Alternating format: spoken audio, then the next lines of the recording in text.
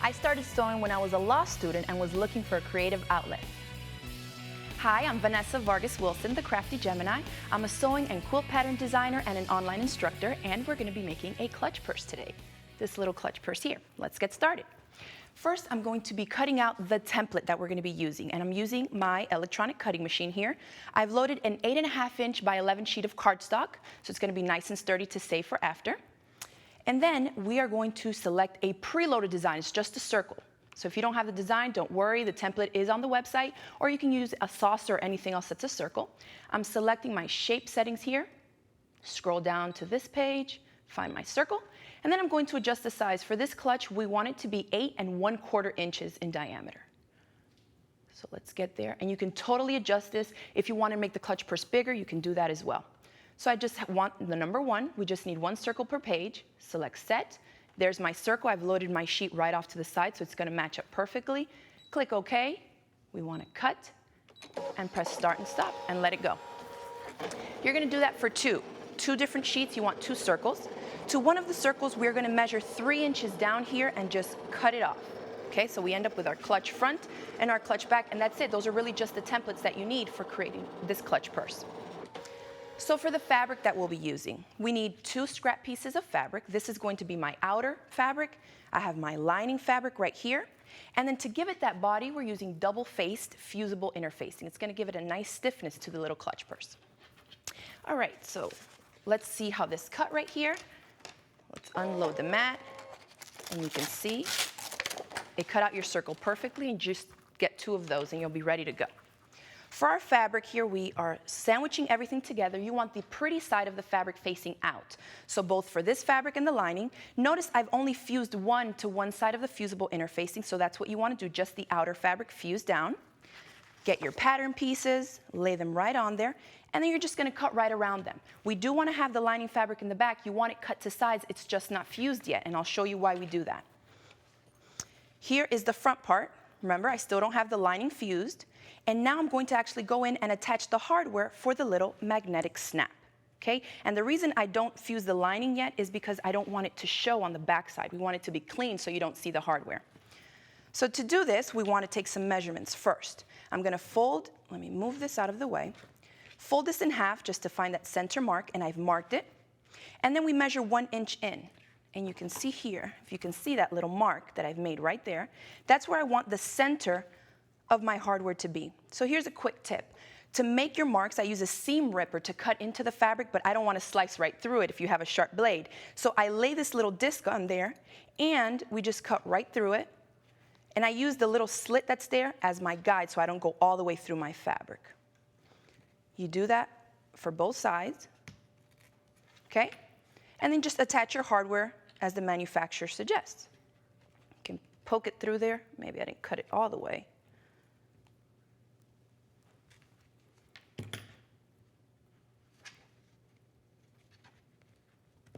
Okay? Lay this on the back side of it, and then with some pliers, press the little prongs into place. And I like to do them inside so that they're not sticking out and cutting into my lining fabric. Just like that. Whoop. Okay, so you have that done there. Then we can go back and take the lining fabric, pretty side out, take it to our pressing surface, and press that right into place. So now your hardware is installed, and this is covered up completely.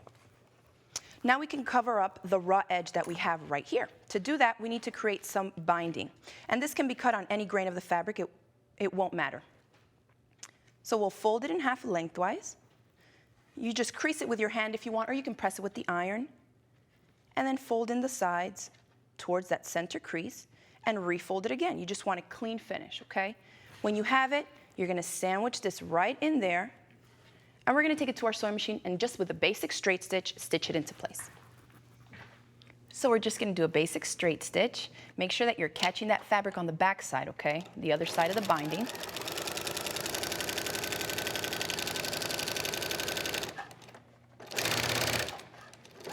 All right. So once we're done with that, we can just trim the edges off, and we're going to go right here and start with the next step.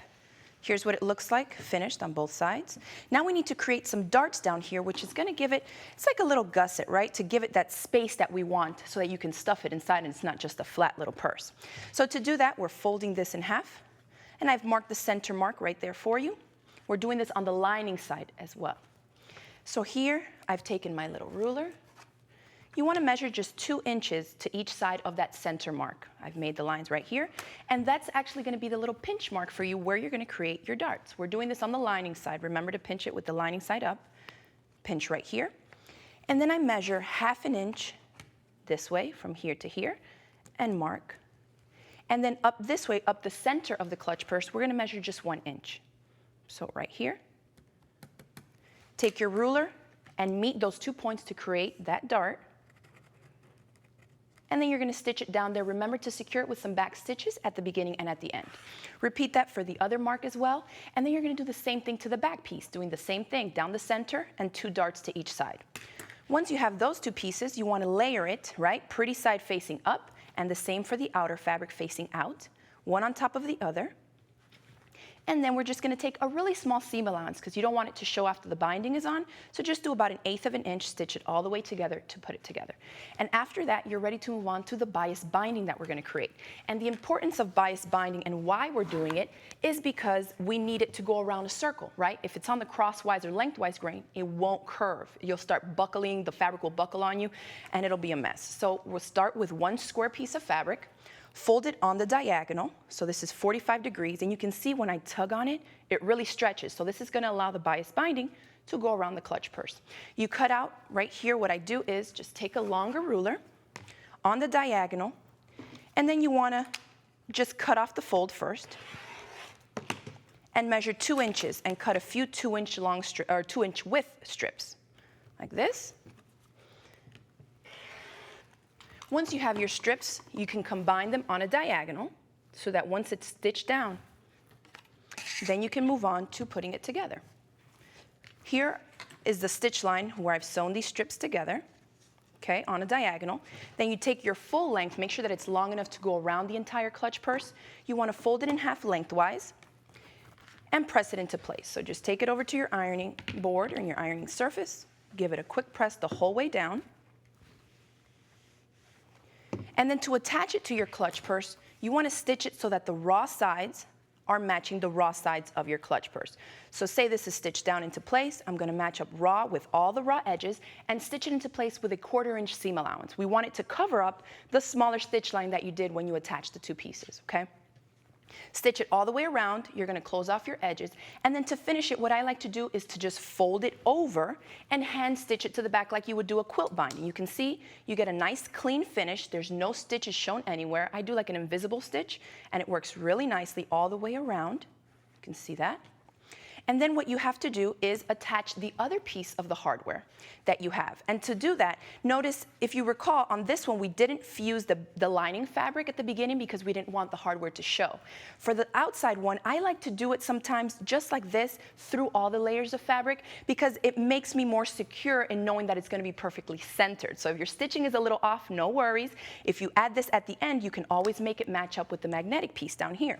So to do that, remember, just attach it the same way that you normally do. And what I like to do is do an embellishment because the hardware is going to be exposed. So just embellish it with different things that you have. You can do, say I have some buttons here. I just use like an industrial type craft glue, fuse it right there, hold it down maybe with a clamp or something so that it can hold into place. And you can do all different kinds of embellishments on this. I have another one here that I've done a different type of button.